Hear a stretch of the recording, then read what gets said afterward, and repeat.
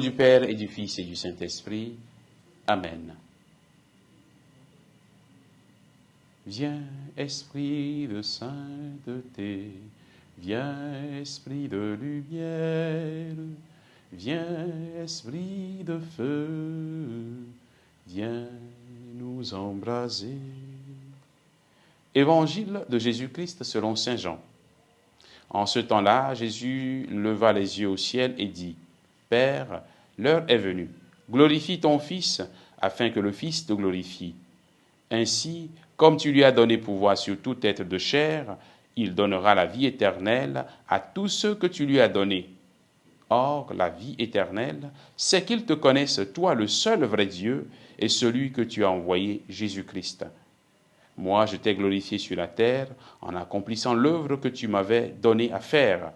Et maintenant, glorifie-moi auprès de toi, Père, de la gloire que j'avais auprès de toi avant que le monde existe. Je manifestais ton nom aux hommes que tu as pris dans le monde pour me les donner. Ils étaient à toi, et tu me les as donnés, et ils ont gardé ta parole. Maintenant, ils ont reconnu que tout ce que tu m'as donné vient de toi, car je leur ai donné les paroles que tu m'avais données. Ils les ont reçues, ils ont vraiment reconnu que je suis sorti de toi, et ils ont cru que tu m'as envoyé. Moi, je prie pour eux. Ce n'est pas pour le monde que je prie, mais pour ceux que tu m'as donnés, car ils sont à toi. Tout ce qui est à moi est à toi, et ce qui est à toi est à moi. Et je suis glorifié en eux. Désormais, je ne suis plus dans le monde. Eux, ils sont dans le monde, et moi, je viens vers toi. Acclamons la parole de Dieu. Louange à toi, Seigneur Jésus. Frères et sœurs en Christ, nous sommes aujourd'hui le dimanche 21 mai, 7e dimanche du temps de Pâques. Jésus est à la fin de sa mission sur terre.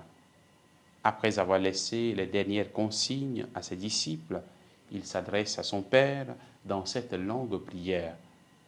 Jésus reconnaît avoir mené jusqu'au bout sa mission, celle de faire connaître le Père.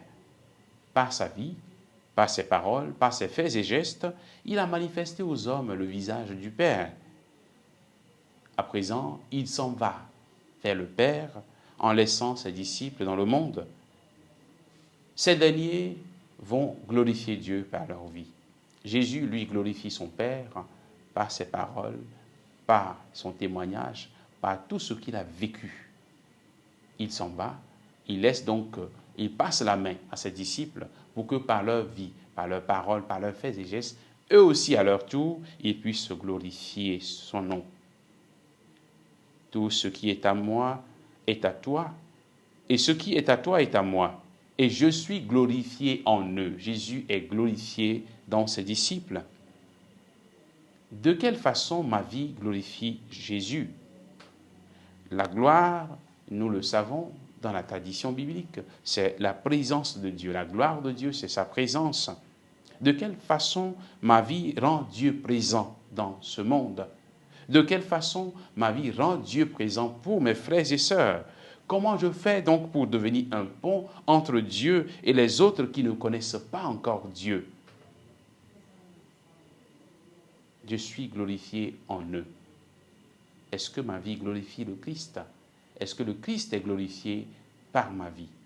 Que le Seigneur nous donne la grâce de nous conformer à ce que le Seigneur Jésus nous demande, qu'il nous donne la grâce de nous conformer davantage à sa mission, pour que, par cette mission, nous puissions glorifier son saint nom.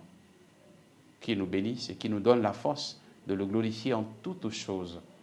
Au nom du Père, et du Fils, et du Saint-Esprit. Amen.